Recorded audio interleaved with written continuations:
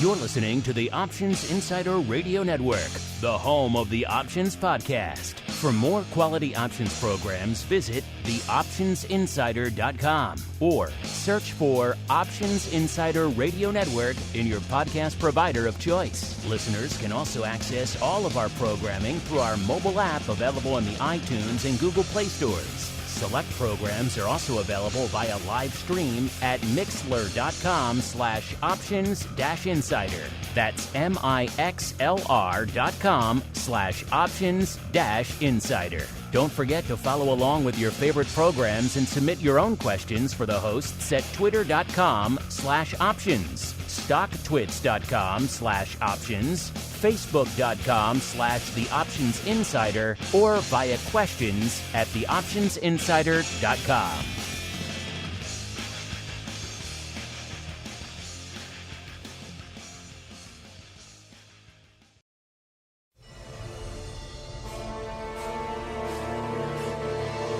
All right, maggot.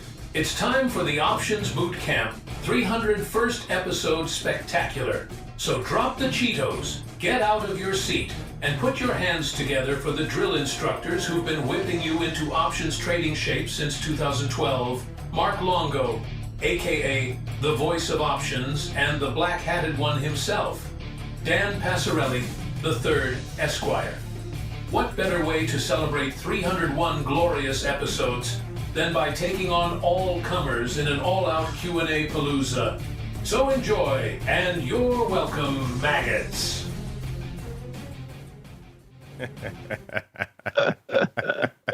Oh my God. That was a fun one. You like that? You like that, Mr. Dan being elevated to not just the third, but Esquire, sir? Yeah, that's pretty funny, man. That is definitely pretty funny. All right, listeners, a little bit of a fun special intro because, as you might have guessed by that little bit of fun, this is a very special episode of Blossom. We're not just going the usual route here because it is, of course, the epic to follow along with The Simpsons 301st episode spectacular. Because, of course, as is the way with this show, last week, Dan, I'm not sure if you were aware, was episode 300.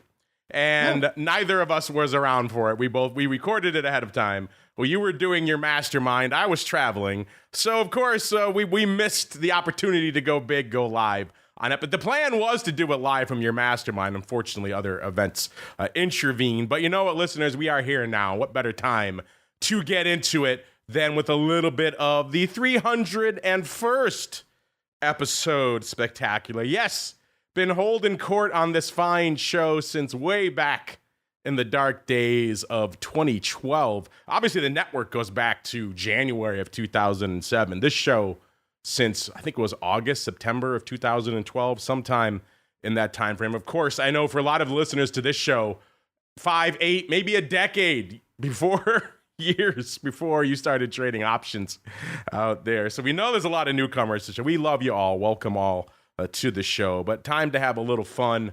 My name, of course, as the man said, Mark Longo from theoptionsinsider.com, a.k.a. the voice of options, and my compatriot here, the black-hatted one himself. Also, your favorite options lawyer, Dan Passarelli III. Mr. P, welcome back to the show for our 301st episode spectacular, sir. Oh, man, I can't believe it's been 301 episodes. That's crazy, man. That is crazy. It seems like forever ago when you and I first met on that panel out in Las Vegas at that, I think it was a money show. That shows how long, because I haven't been to a money show since, so that's probably the last time. I think you and I both got roped out. I think we did the Futures Mag panel together, as I do recall. And I was like, who the hell is this Passarelli idiot? He won't shut up. And then after the panel, listen, he kept pestering me. He's like, hey, I heard that network he got is pretty cool. We should do a show on it. And I finally, just to shut him up, I said yes. And a decade later, I can't shut him up, listeners. He will keep coming on the show. The black-hatted one himself, Mr. P from Market Taker Mentoring. Nice to see that our listeners are having fun as well. This week's 5-star review looks like it's from one of our international listeners. His name is Callum. Sounds like an international name. I'm guessing across the pond. Oh, he says greetings from across the pond. So I was correct. I should have read one line ahead. Greetings from across the pond. Thanks for this awesome show. So Dan, you've met some of our listeners from literally across the pond. You went to Oktoberfest with them not too long ago. So great to see that 301 episodes in, the love is still coming, even from across the pond, sir. Yeah. That is true. I'm going to Oktoberfest. Oh man, that was crazy. That was crazy, man. Are you going back this year? Any plans? No, not this year. Not this year. You had enough beer for a lifetime last year. I understand.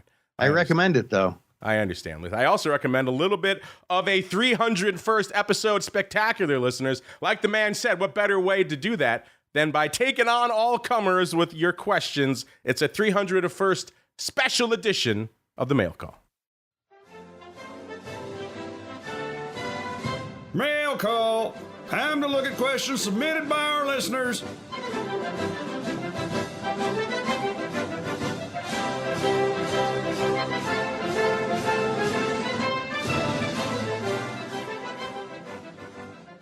All right, listeners, I know you're champing at the bit to get at the 301st market taker question of the week. Before we get there, we can't just give you the steak right out of the gate. You got to make you wait a little bit for it. Let's get to some of the questions you folks have been weighing in on pretty intently of late. Let's start with these ones from last week while we were on hiatus. The show was still on, of course, for you folks on demand. But Dan and I were elsewhere last week, and we had a couple of fun ones. First off, Dan, I believe our good buddy on the Option Block show, the Flowmaster, I believe also the guy who constructed a lot of your trading scanners. Is that correct, sir? Oh, yes, that's right. Mr. Schwartz from Trade Alert. He was on our Option Block. He's on with us every Thursday. And he said he thinks we'll be above 20 in VIX for the rest of the year. I thought that was an intriguing statement, especially coming from him, a guy who doesn't just shoot off at the hip like one Mr. P, the gunslinger here. He actually crunches his numbers. And so I thought that was kind of interesting. So I thought put that out to our audience. I don't know if I agreed with that, but I wanted to put it out to the ultimate arbiters, Dan. Our audience. First off, Dan, what are your thoughts on that? Do you agree or disagree with Henry? He thinks he'll be above. Obviously, we know the answer now is no. But outside of this week, maybe, do you agree with that sentiment? And then B, what do you think our audience said? Well, I will qualify your off-the-cuff comments on me not crunching numbers because I'm a number cruncher. So I just want to throw that out there. You're the black-hatted one. You're a gunslinger. We know this. That's why we like you. I think that, I don't, well, first of all, we're not over 20 right now. But I wouldn't be surprised if on average we're, at least 18 between now and the end of the year. I think there's definitely more volatility coming. I can't say I didn't think the other way. In fact, I put my money where my mouth is. I loaded up on some SVIX calls last week, and they're looking pretty good right now. SVIX is roaring back to life, listeners. So we talked about that before in our vol products episode, I believe, from last year. SVIX, of course, the inverse vol product, and has roared from about a 19 to about a 30 right now, up $1.30 today, or 4.5%. So as VIX obviously continues to come in, SVIX continues to climb, listeners. So I didn't really agree. Surprisingly, Dan, our audience did. 55% said they agreed with them. 45% said no. Of course, we all know right now the answer is no, because we are back in, I believe, as we kicked off the show at, 1660 in VIX cash out there. We also did a flash poll last week, Dan. It was a quick one, but it got a lot of people very excited, as you might imagine. We said there was a lot of talk last week and all the turmoil. Of course, we go away for a week, Dan, and the entire market decides to melt down around us. So I guess that just proves we need to be live every week. Otherwise, it all goes to hell in a handbasket. But we asked last week. A lot of people were beating the drum. Okay, market's melting down. We need an emergency rate cut. Time for the Fed to step in. And we asked our audience, and I'll ask you, Dan. First off, the answer is here, so you can look if you want, but it was a flash poll. But where do you fall on that? And B, which way do you think our audience fell? My answer is no. And I think our audience also says no. I concur with that. I said no. Our audience, good to see, because people were beating that drum pretty. Even I saw stock twits, I think, yesterday saying, Jay Powell, you're our only hope. It's an emergency rate cut week. It's like, really? Are we that big of a market? We have a couple of days of red and we all lose our minds. No, come on. The market needed to sell off. You could argue it probably needs to sell off more. But that said, I don't think we need Powell to step in. And our audience agrees overwhelmingly, Dan. 70% said. And I love that we have cooler, saner heads in our audience. They're not out there just saying, hey, you got to make this market rally, Powell. So I expect that from the CNBC cheerleaders of the world. Maybe not so much from stock twits. They disappointed me there, but intriguing stuff nonetheless. All right, let's get out to a question of the week from this week, which is live right now. You can get at us at Options listeners. We said just, I think it was Monday or Tuesday, MIAX launched a new options exchange, Sapphire, that brings the total number of options exchanges in the U.S. listeners to a whopping 21. Yes, 21. So we thought it was a good time to ask you folks, quite simply, is that too many? Not enough? Is it Goldilocks just right? Or do you just not care? Dan, where do you fall on that? Too many, not enough, just right, or do you not care? And then more importantly, which way do you think our audience is going right now? I believe that it's 20 too many. The whole point of... You want one. You want to go back to the one exchange to rule them all. Yeah. I mean, the whole point to an exchange is transparency and to have one single place where everybody can have fair and equitable, information. And when you have it this disparate and disjointed so that people can have orders that allow them to front run and all that, it's the SEC just does not understand. I don't know, price discovery, what is actually happening in the option pricing world, the deal making. It's absurd. Yeah, you could argue 21 is absurd out there. And you can also argue that maybe for a lot of our audience, many of them listening to this show who are newer, they just want to get filled on their 10 lots. They don't care where it happens. And that's where the lion's share of our audience is coming down right now, Dan. 55% say they don't care. They just want to get filled. 30% maybe agree with you and myself that it is quite a bit too many. I don't know if I'd go with one, but, sub 5, I think, is probably the right answer.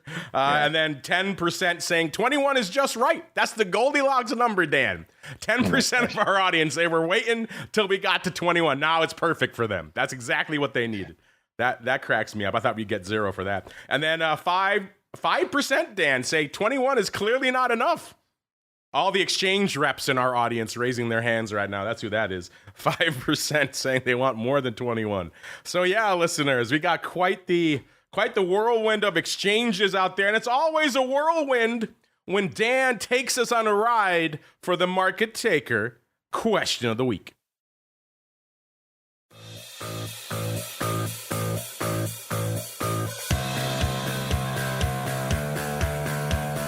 And now, it's the moment you've been waiting for.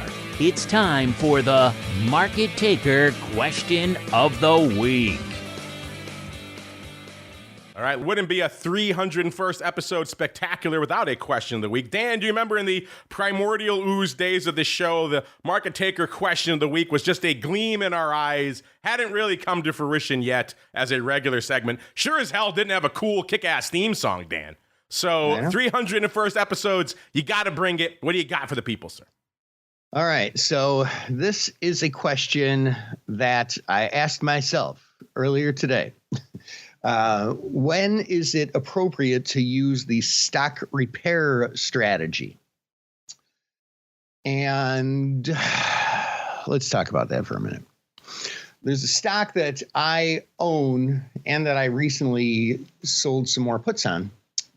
Arch, ARCH, which is Arch Resources, that is involved in metallurgical coal and thermal coal. And they are at a low. What is it? Is it a 3-year low? Let me just take a look at the 3-year chart. No, not a 3-year low. They're at about a 1-year low right now. Pretty decidedly at some pretty strong support right now, coming up on the 200-day moving average, about $1.50 away from that. And that's always a strong support level. And there hasn't really been that much news. Their last earnings, they beat, as I recall, but they had lower earnings than they did year over year. And I'm looking at this is a stock that I've owned and followed for a long, long time. And I'm like, this downward move just doesn't make sense. And if there's ever been a time to sell more puts, I'd consider doing that. But, I'm looking to take assignment on the puts this Friday. And I know I'm taking the long route here, but so yeah, this would be an excellent one for the stock repair strategy, especially if you owned it at a higher price, like maybe 160 or something like that, even 150.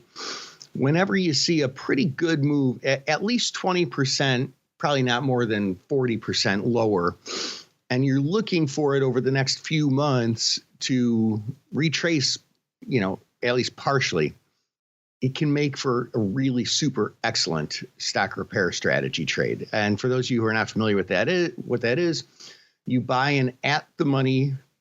If you own 100 shares, you buy an at the money call, and then you sell 2 calls halfway between where you own it and where the stock is now.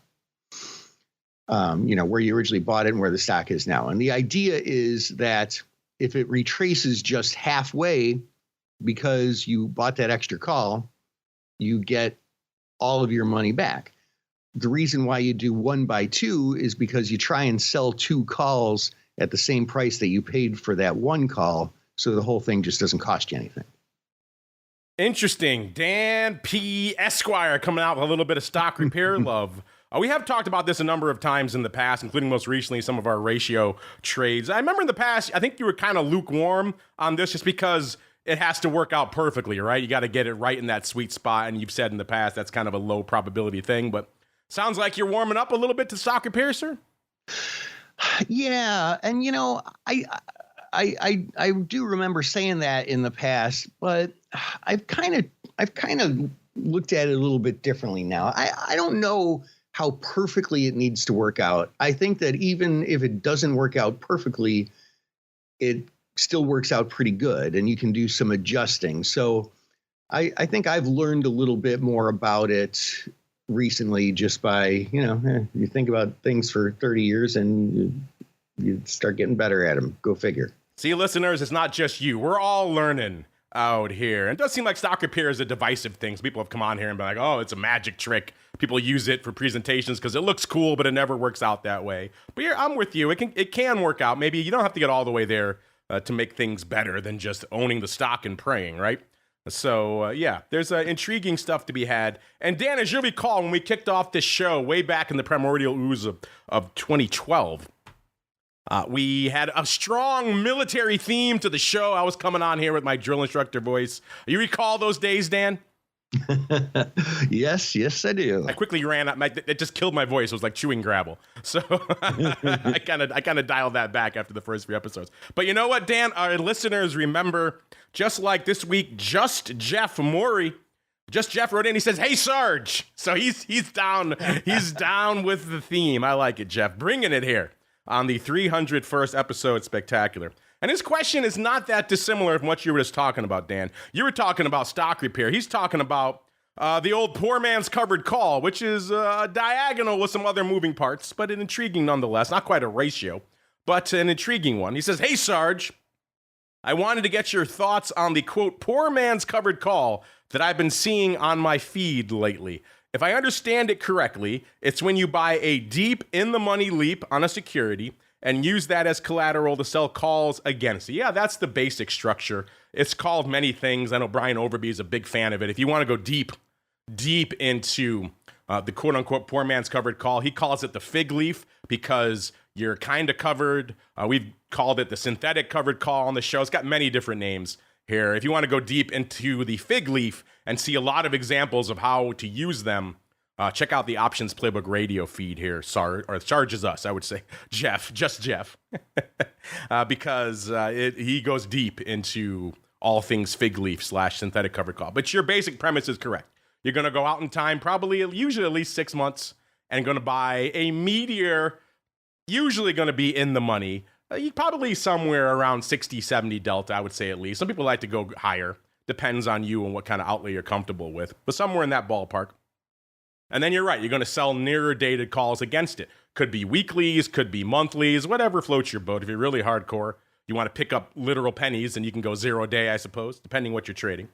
His question goes on. He says, it seems to make sense, but apart from the risk of the leap going out of the money and getting assigned on the short, which would be a disaster, what other things are there to consider? So, of course, listeners, the leap going out of the money means the stock falls. That's kind of the worst case scenario with this one, really, where you're buying a deep in the money leap and stock falls against you. You're going to lose money on that trade. Getting assigned on the short, that may or may not be a disaster. It's not the best thing, but it depends on how it works out. We'll get to that in a second.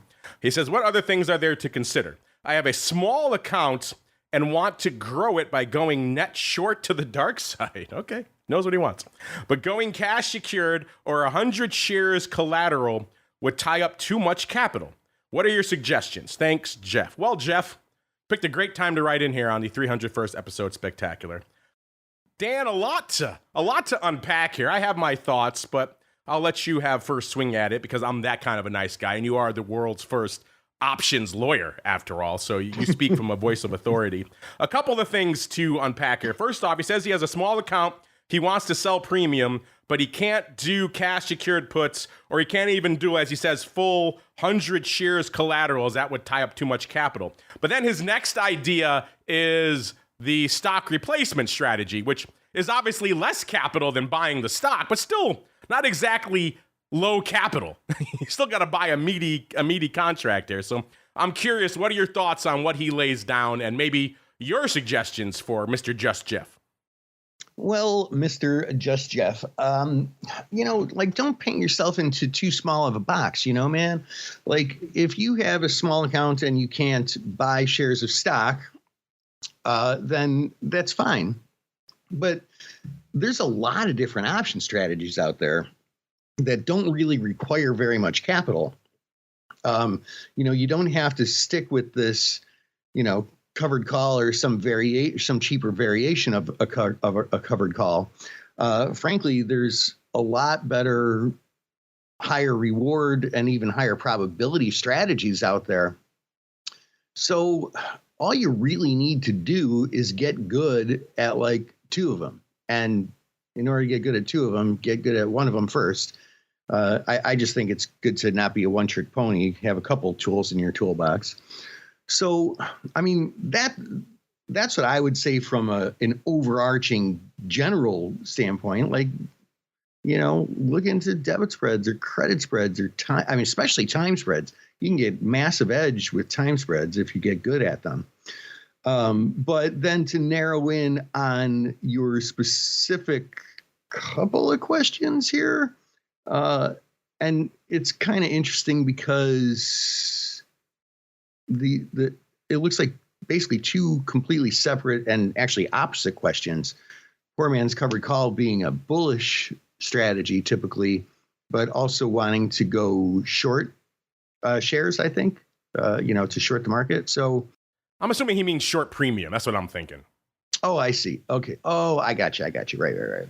Yeah. So, man, like, just look into spreads. Like, if premium selling is something that interests you, or maybe you've done it before and you have somewhat of a knack for it already, focus on that. Look at credit spreads and stuff like that. The poor man's covered call, that's just going to give you that bullish bias in a market where, look, if in the long run, the market goes up 8 to 10% a year, but not every year. And this market is maybe a little more precarious than a typical market, I would say. So, spread your wings a little bit and maybe consider other strategies as well. Yeah, I would definitely encourage you to consider other strategies, Just Jeff. We'll start with your first question. You mentioned kind of the poor man's covered call. You're right on those are the kind of worst case scenarios.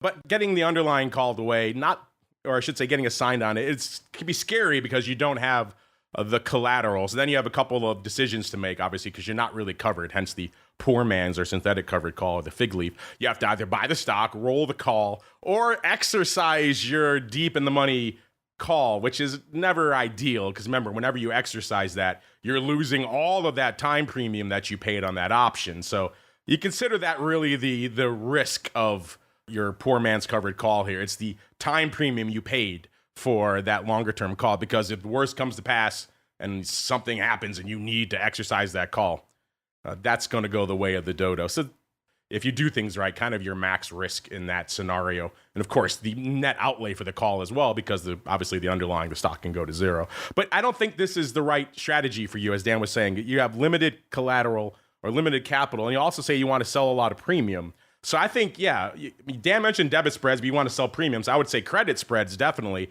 They're risk mitigated. It's not going to tie up anywhere as much collateral as if you just said, hey, I want to sell a put cash secured. That's going to tie up a lot of collateral now. But instead, you sell a put spread now. Now you just have to worry about that spread width. And that's really all you have to focus on. So that's much more viable for you, I would think, in a small account. And again, take small nibbles. Take your time.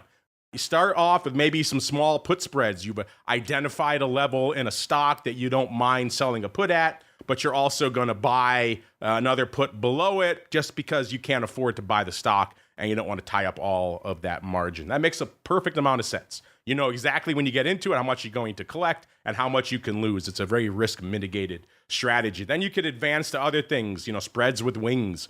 I was talking to someone yesterday who had a system for 0-day and 1-day iron condor selling. Yeah, it's a little bit more advanced, but you could do a lot of different things within that credit spread umbrella. And then if you advance, as Dan was saying, you can get into things like calendars. That's more of a 201 or 301. I would very much say start off selling things like put spreads and get a feel for those and how they work. And then I would stay away from anything that utilizes the underlying, or even in the case of the poor man's covered call, a cheaper version of the underlying, because it's still capital intensive. I mean, if you have a small account, that strategy is not viable for you. Start nibbling with some short put spreads, maybe some short call verticals if that's your thing, whatever floats your boat, and then start graduating to other spreads. And then let us know. Let us know what you choose, Just Jeff. But I would definitely say, given your limitations here, stay away from the poor man's covered call, aka the stock substitution strategy, because it's not going to be viable for a small account.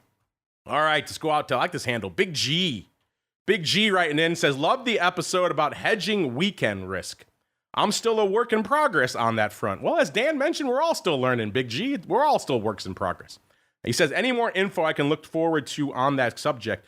Yes, good timing, Big G, because our buddy Mr. Matt from Orats, who's been on this show a few times as a guest, he's famous out there for back testing and crunching all the data on all of these trades and strategies. He and I just had a long talk on the most recent episode of The Advisor's Option about this exact topic, weekend risk and hedging it, and his ways he thinks is the most effective to do it. Buying put spreads or buying puts in SPY, buying calls in VIX, whether he likes those, doesn't like those. He actually has a unique way to go at weekend risk. He talked about that UVIX strategy that Russell has been talking about. So we go deeper into that. So that's another reason, listeners, why I say if you're listening to Options Bootcamp alone, you're missing out on a ton. Make sure you're getting the full network, and then just go back about a week, maybe two, and you can find the Advisor's Option right there. It's the most recent one, and you'll hear Matt and I talking at length about a variety of ways to tackle weekend risk and some data behind it, including his intriguing way to do it, which is not something we talked about that often on this program. Dan, anything else you want to add on the subject of hedging your weekend risk, sir? Yeah, I started thinking about that UVIX strategy that you talked about, Russell talking about. And it's funny. I think you told me about it, 3 weeks ago or 3 or 4 weeks ago. And like that next Friday, I traded it. You did. You did it. You had the best weekend in history on it then. No. I did it the weekend before. Yeah. Joined the club. I missed it last week, 2 weeks ago. Yeah. and then like the next Friday, I don't know, I was just crazy busy and like I didn't do it. And that would have been the best freaking weekend. Like that's a once every 5-year lucky trade. But oh well. Yeah, that one annoyed me too. I was traveling that week, so I specifically said on our Options Oddity show for our pro members, I think it was on Thursday, I did it early. I said, I'm not going to do the UVIX trade this weekend because I'm traveling. I don't have time to manage it or watch it. And that I would have done 1,000 lots. That would have been at least, 10 grand just for closing to opening print Would have been a nice little do, as they say. And of course, I know Russell scaled his back too because he got burned a few times, so he still had it on, but to much less size. So everyone, even the guy who came up with it, kind of missed it on the best weekend in the history of the product. Then I had a little bit on last weekend and it got run over again. So yeah, it's been an intriguing one out there. I would definitely say tread carefully on that UVIC strategy if you're intrigued by that one. All right, let's go out to Dominic. He's got a question about a product I know you like, Dan. I've been to a few of your masterminds. I've seen this ticker on the wall when you and your crew are analyzing trades. He says, how does the group view BITO as an options trading candidate? It pays a very large dividend, which is certainly worthy of note. Do they like selling puts or even owning the underlying to attempt to capture that massive dividend? I have some thoughts on this. Mr. Dan, what are your thoughts on BITO? Well, it's something that we talked about before, and I looked at before pretty closely, but I'm out of that currently. So I don't know. I don't really have a great comment on it. I think that you and I talked about it. If I'm not mistaken, you determined that there's not really a lot of contango bleed like some other stuff like VXX and such. No, it's nowhere near those products. No. Right. So I don't know. I mean, why don't you just trade Bitcoin? I mean, unless you really want to use the options. That's the thing, the option side, right? It's hard with the options. Yeah. So I don't know, man. I'm not a good guy to ask on this, honestly. I have no expertise on it. I do like BITO. I have traded a few times. I will say last week when I was traveling, one of the few trades I did try to put on in between my various jaunts was putting on an order to try to sell some. BITO was selling off like everything else was early last week. And I had an offer to sell the 16.5 puts. I, of course, missed them. I didn't have a chance to really babysit the order, so because BITO turned around most of the market turned around aggressively. That would have been a good do, as they say, because BITO much higher now. And that would have been a decent level. I've talked to our buddy Mr. Bill on our crypto rundown program as well about getting back into BITO at some of those mid-teens levels, and he was interested in selling puts there as well. So because it's a decent historical level, BITO has tended to bounce off that in the past, and also, as we said, it pays a hefty dividend. So while you're even in the middling months, you can still collect a decent amount of income in this name. So that makes it more attractive than some of these other ones. But again, it pays a hefty dividend, so you have to bear that in mind when you're out here trading this one. But an intriguing one, selling puts to get in. I don't hate that. You could turn around. There is a little bit of juice to the call sometimes, so you could usually get out for something again. But there's a hefty dividend, so bear that in mind. But it's an intriguing one. I don't hate selling puts at that level, somewhere in the mid-teens. And if you get it put to you, hey, you could at least collect a decent dividend. Now, the thing to remember about the dividend is it's not automatic. It's not every month. It's usually when we have a good run in Bitcoin. Then, of course, as a result of closing and opening of new futures positions over there on CME, they have this massive pile of cash they have to distribute to you folks. And it can be substantial. It was over $1 recently. Again, that was because of the massive run-up in Bitcoin. But again, you're looking at any of the numbers you see, 20, 30, 40 odd % a year in terms of dividend yield on this name. So it does make it attractive, especially with the underlying starting to get a little bit more attractive. When it was up threatening 30 again, different story. But yeah, an intriguing one, certainly if you like a little bit of income as well. This is another fun handle. This is Donkey Max. You might get reward for handle of the week here, Donkey Max. He says, I've heard Mark mention on the network recently that calls are, quote, bid in the Russell 2000 right now, and how that's a pretty unprecedented event. What does that mean, and why is it so unprecedented? This was probably a few weeks ago when I was saying this here, Donk. Not really the case right now, but leading into the big sell-off, Russell 2000 was exploding. It was outperforming. It had moved over 10% in about a couple of weeks, which is kind of unprecedented movement for a major index. Now, when I say that, people do forget the entire market cap of the Russell 2000 is somewhere around an apple. It's a few $1 trillion. So bear that in mind. It is more more prone to these outsized movements than, let's say, the S&P or the NASDAQ. But it has had a pretty strong move, and as a result, you have these scenarios that happen in the Russell 2000 that don't really happen in other major equity indexes, which is where the calls are actually at a premium to the at-the-money from a volatility perspective. That's really never going to happen in the S&P or the NASDAQ. But in the Russell 2000, it can when this thing is shooting up like crazy. And it would have been a good trade even to buy them at those inflated levels because the Russell 2000 exploded to the upside. I haven't gone and pulled up the most recent skew data. You can go find that for yourselves, listeners. If you go to cmegroup.com/TWIFO, TWIFO, that is the show we do with CME every week, This Week in Futures Options, and just select equity indexes and go to Russell 2000, it will show you the quote-unquote quick skew. Right now, how is it shaping up right now? How are the calls and how are the puts compared to the at-the-money? So you can go see that data for yourselves completely for free because we like you folks out there. And you can see exactly how bid or perhaps offered. Usually in most equity indexes, the calls are going to be at a discount to the at-the-money. The puts are going to be at a bid.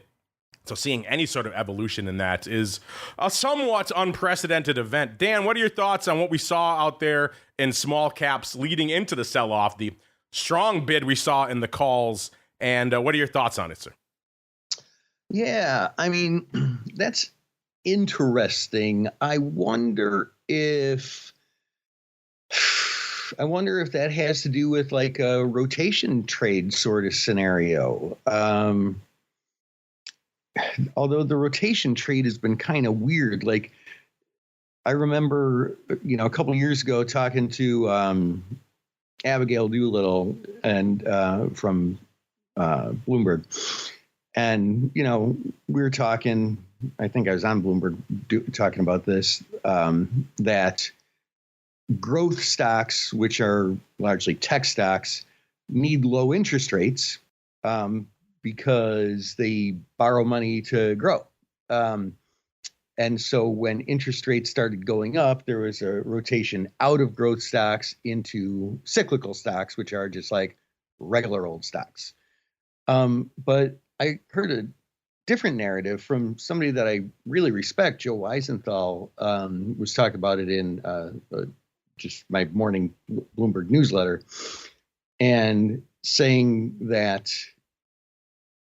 lower interest rates would be good for cyclicals because they have a lot of debt. So I don't know.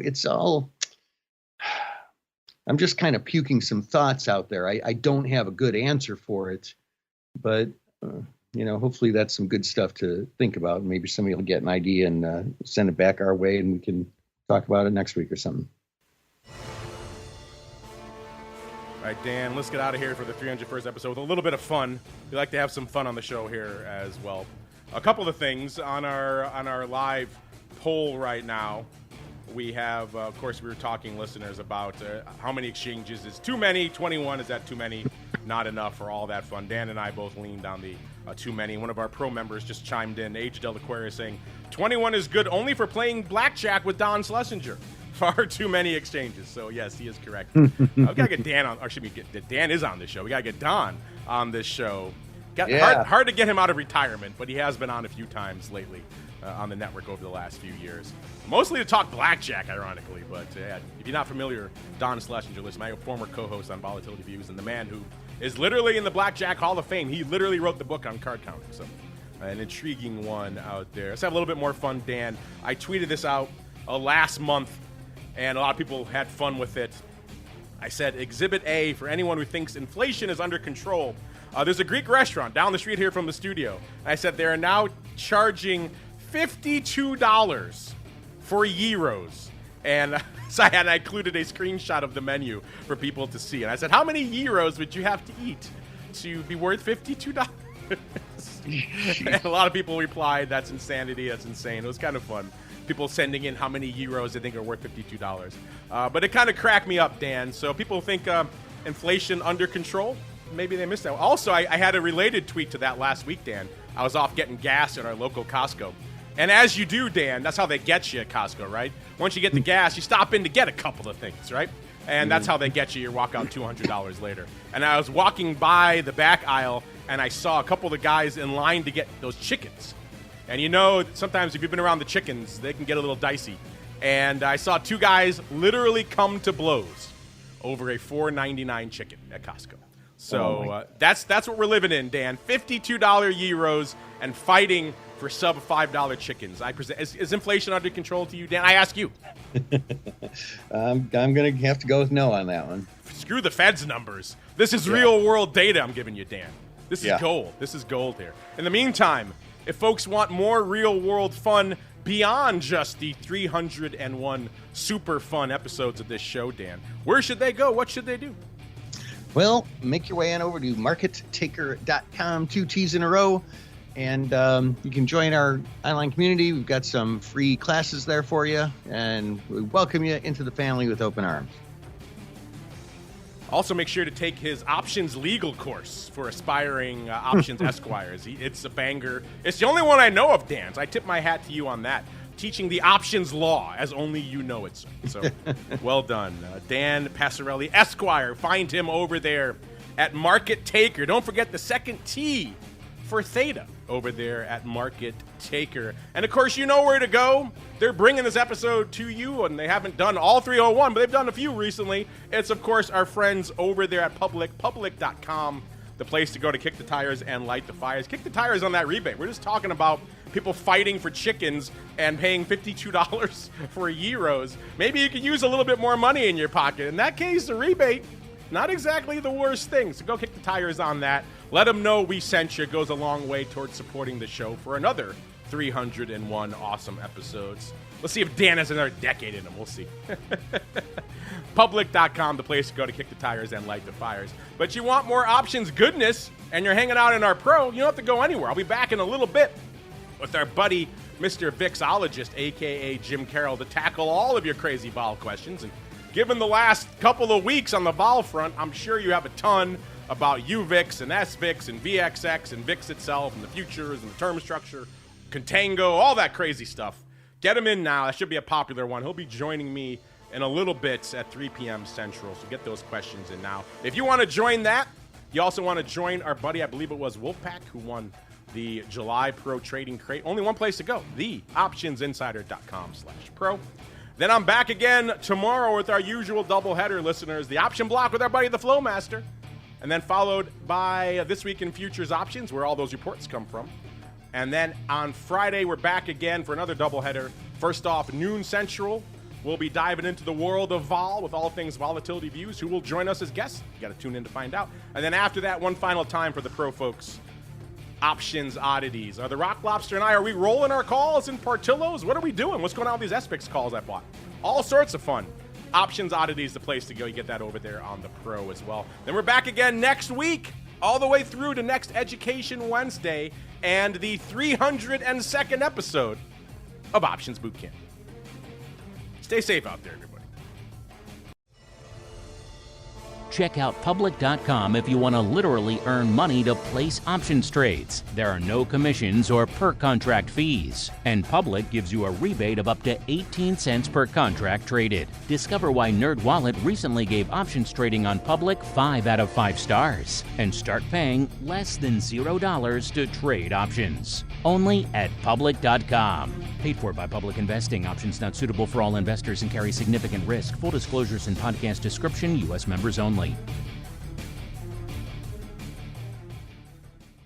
You're listening to the Options Insider Radio Network, the home of the Options Podcast. For more quality options programs, visit theoptionsinsider.com or search for Options Insider Radio Network in your podcast provider of choice. Listeners can also access all of our programming through our mobile app available in the iTunes and Google Play stores. Select programs are also available via live stream at mixlr.com/options-insider. That's mixlr.com/options-insider. Don't forget to follow along with your favorite programs and submit your own questions for the hosts at twitter.com/options, stocktwits.com/options, facebook.com/theoptionsinsider, or via questions at theoptionsinsider.com.